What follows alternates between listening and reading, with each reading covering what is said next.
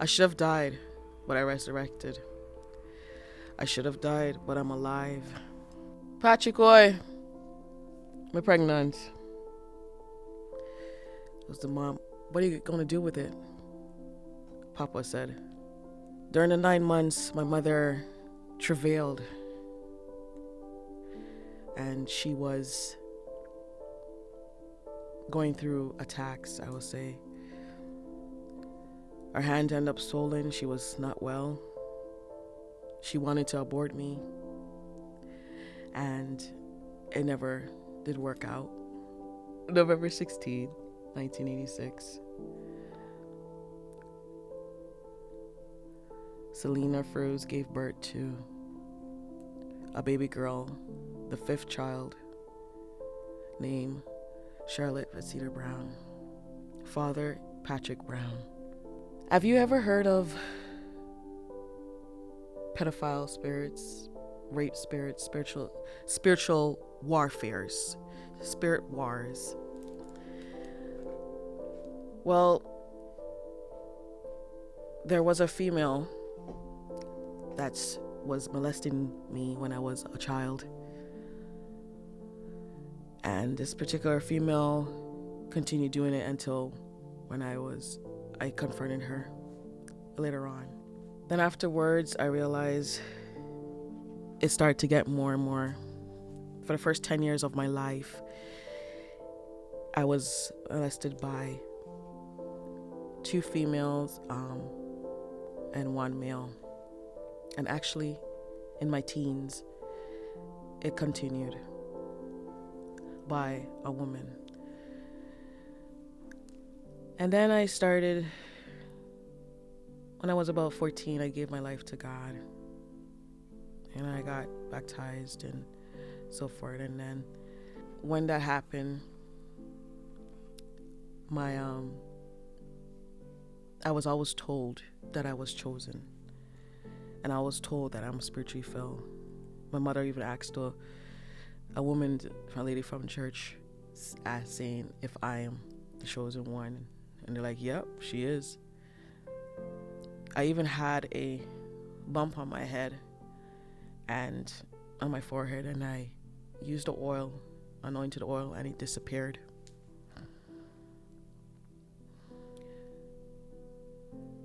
Then afterwards, by 16 years old, I start to backslide and messing with other men and so forth, and till I said, I just want to catch HIV and die, and then I cancel that now. Then when I was 18 years old, I start going to school. I graduated from high school, went to Fanshawe College, then went to Seneca College, and then I dropped out. I started to notice dreams. I remember having dreams of seashells growing out of the side of my head when I was younger. Then it started to get worse with the dreams. In my 20s, I realized that I've been bleeding continually. And sometimes it doesn't come, sometimes it does come a lot. My cycle. And I was bleeding. At that time, I was in military. I joined the military. My locks growing too at the same time. And it got worse, and the dreams got worse. The dreams were coming with different men having sexual relations with me in the dreams, even marriages and things like that. And I realized, okay, something's up, something's going on. Then by 2011, I bled so much that I passed out. My mom took me to the hospital, and they found that I had about 5 polyps on my uterus, and PCOS, which is polycystic ovaries syndrome. And my blood count was 88. They wanted to give me blood transfusion. I refused it at that time. And I was a vegetarian, had eat beets, and that's how I built up back my blood count and praying to the Most High. 6 months later, I started to get the same pain and bleeding effect. This is during the time I was talking to and dealing with a man in the physical flesh. Just making sure.